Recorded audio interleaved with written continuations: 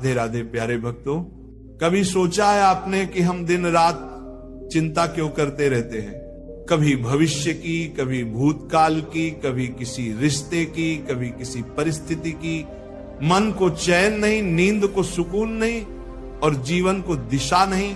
हर समय यही लगता है। अगर ऐसा ना हुआ तो, अगर सब गलत हो गया तो, और धीरे धीरे या अगर ही हमारे भीतर का विश्वास खा जाता है। प्रेमी आत्माओं, आज का यह दिव्य संदेश उन्हीं के लिए है जो हर छोटी बड़ी बात की चिंता में डूबे रहते हैं, जो हर समय सोचते रहते हैं क्या होगा, कैसे होगा, कब होगा। भगवान श्री कृष्ण ने ऐसे ही एक व्यक्ति को मार्ग दिखाया था अर्जुन को।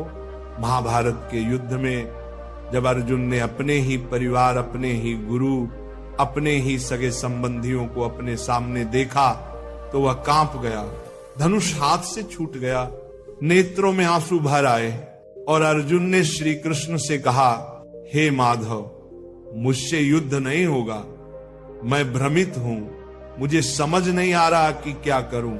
प्यारे भक्तों, वो क्षण अर्जुन के लिए केवल युद्ध का नहीं, जीवन का सबसे बड़ा मानसिक युद्ध था।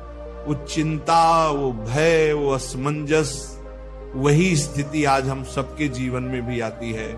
जब कुछ समझ नहीं आता, जब मन डांवाडोल होता है, जब सही और गलत की रेखा धुंधली लगती है, तब श्री कृष्ण मुस्कुराए और बोले, हे पार्थ, जो बीत गया उसे मत सोचो, जो आने वाला है उसकी चिंता मत करो, वर्तमान में रहो और अपना कर्तव्य निभाओ। जो होना है वो होकर रहेगा। सज्जनों, यही गीता का हृदय है।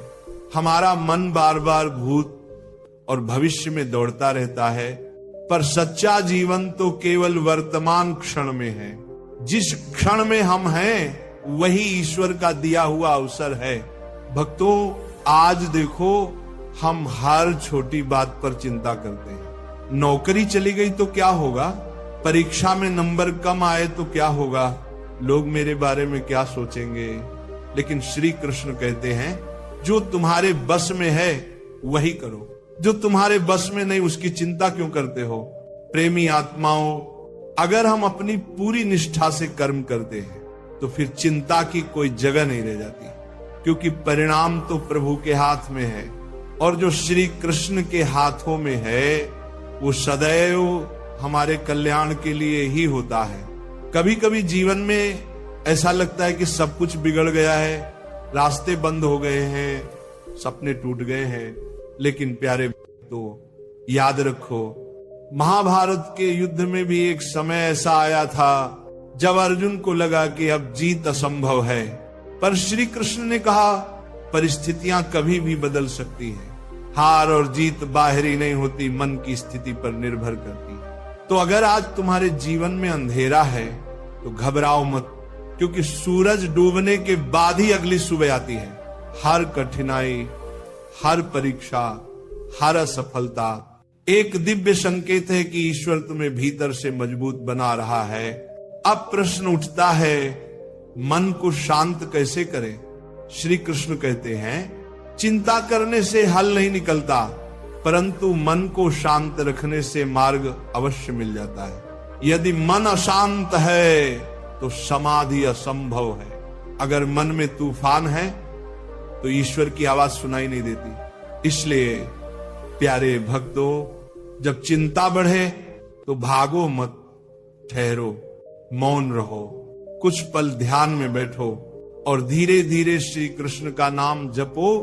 हरे कृष्ण कृष्ण कृष्ण हरे हरे। प्रीत, देखना भीतर की उलझने स्वयं सुलझने लगेंगी।